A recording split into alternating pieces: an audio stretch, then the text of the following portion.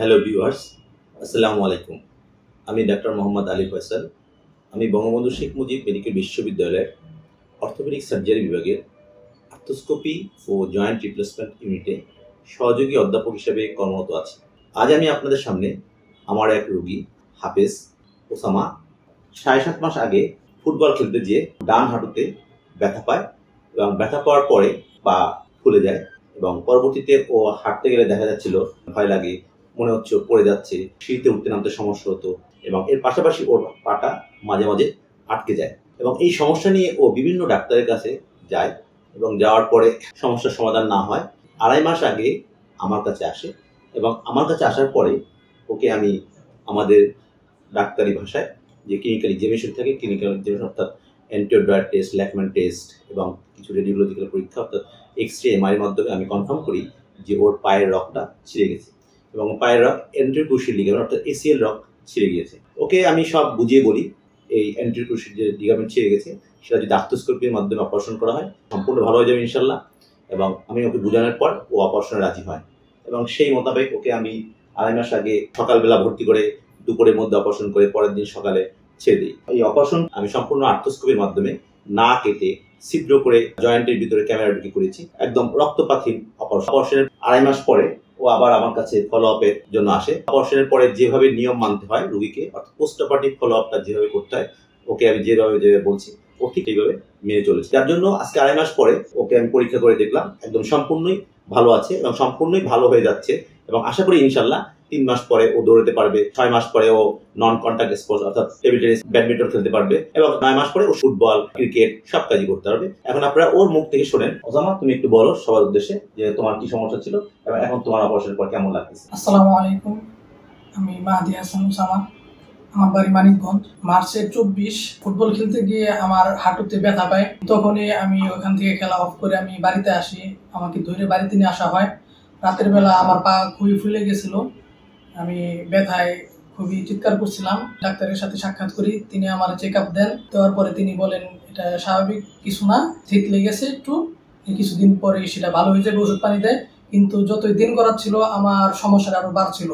যেমন আমি হাঁটতে গেলে বা উঁচু নিচুতে বসতে গেলে, সিঁড়িতে বসতে গেলে, যেমন বাথরুম করতে গেলে আমার ওই পাটা যেভাবে বসতাম তখন আমার পাটা লক হয়ে যেত, আমার পাটা আর সোজা হতো না। তখন দেখা যেত আমার কেউ ধরে তারপরে পাটা টান দেয়, তারপর সোজা করতো আর টস করে আওয়াজ হতো, মানে এরকম টস টস করে আওয়াজ হতেই থাকতো এরকম টান টান করে। পরে আমি 7 মাস কেটে যায়। 7 মাস কেটে যাওয়ার পরে আমার এক শিক্ষক, মসজিদের ইমাম ও খতিব ডাক্তার আলী ফয়সাল সাহেবের, তিনি আমার তার সাথে সাক্ষাৎ করতে বলেন। আমি তার সাথে সাক্ষাৎ করতে আসি। সযত্নে তিনি আমার পাটা দেখলেন, দুনো পা দেখলেন। দেখার পরে ডান পাটা যখনই টান দিল তখন দেখা গেল হাড্ডি থেকে সেটা সরে আসে। তখন তিনি বললেন তোমার রগ 2টা ছিঁড়েছে, তুমি এখন একটু এমআরআই করে দেখতে পারো, কয়টা ছিঁড়ছে ওটা নিশ্চিত হওয়া যাবে। তখনই আমি এমআরআই করি। এমআরআই করার পরে স্যার দেখতে পারেন ওখানে এসিএল আর মিনিসকাস ছিঁড়ে গেছে। তারপরে স্যারের সাথে পরামর্শ করার পর স্যার বললে এটা যদি অপারেশন করা হয় তাহলে ইনশাল্লাহ তুমি দ্রুত সুস্থ হয়ে যাবে, যেহেতু তোমার বয়স কম। আমি বাবা মার সাথে যোগাযোগ করি। যোগাযোগ করার পরে কিছুদিনের মধ্যে, 1 সপ্তাহের মধ্যে আমি স্যারের পরামর্শে আমি চিকিৎসা নিই। তিনি আমার অপারেশনটা খুবই সুন্দরভাবে করেন। তিনি আমার ওষুধ দিয়ে দিতেন, কিছু ব্যায়াম দিতেন, কিছু নিয়মাবলী বলে দিতেন।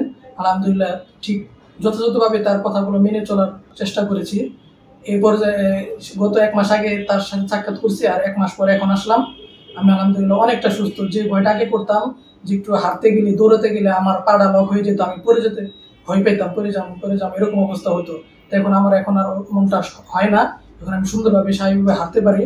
আশা করি কিছুদিন পরে আমি স্বাভাবিকভাবে দৌড়াতেও পারবো, ভারী জিনিস বহন করতে পারবো। আমি এখন মাদ্রাসায় নিয়মিত পড়ালেখা করতেছি। এখন আমি স্বাভাবিকভাবে আগের মতো মাদ্রাসায় থেকে খেয়ে গোসল করতে পারতেছি, সবকিছু স্বাভাবিকভাবে করতে পারতেছি। আল্লাহ তাআলার কাছে লাখ কোটি শুকরিয়া যে ফয়সাল সাহেবের মাধ্যমে আমার একটা জীবনের বড় একটা দুর্ঘটনার একটা অধ্যায় তিনি দূর করে দিয়েছে। ধন্যবাদ ওসামা, তুমি সুন্দর করে তোমার অবস্থা বলেছো এবং আপনারা সবাই ওসামার জন্য দোয়া করবেন যেন ও সম্পূর্ণ সুস্থ হয়ে যায় এবং সম্পূর্ণ সুস্থ হয়ে ও যেন স্বাভাবিক কাজ করতে পারে। ও একজন, আমি আগেও বলেছি, ও একজন হাফেজ মানুষ।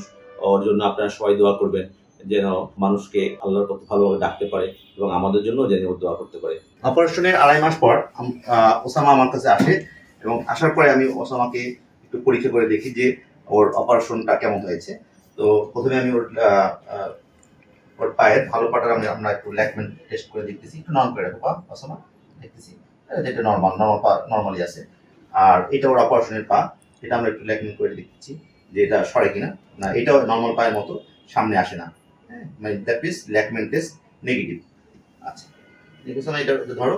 এখন আমার আমরা দুই পায়ের আমরা দেখবো যে ওর এন্টিওর টেস্টটা ঠিক আছে কিনা। হ্যাঁ, এটা ওর ওসামার বাম পা, ভালো পা, দ্যাট মিনস ভালো পা। এটা আমরা এন্টিওর টেস্ট করে দেখতেছি, এটা নর্মাল, কোনো সমস্যা নেই পায়ে। আচ্ছা, এটা ওসামার অপারেশনের পা, এটা আমরা এন্টিওর টেস্ট করে দেখতেছি, এটাও একদম নর্মাল পায়ের মতো সামনে আসে না, মানে দ্যাট মিনস অপারেশনের পরে এই ডান পাটা অর্থাৎ অপারেশনের পাটা বাম পায়ের মতো নর্মাল হয়েছে। এখন আমরা ওসামাকে দেখবো যে ওসামা কেমন স্বাভাবিকভাবে হাঁটতে পারে কিনা। হ্যাঁ, ওসামা হাঁটো, সামনে আস্তে আস্তে করে হাঁটো। হ্যাঁ, ওসামা ঠিক স্বাভাবিক মতো হাঁটতে পারতেছে। ওসামা ঠিক আছে, তুমি একটু বসো।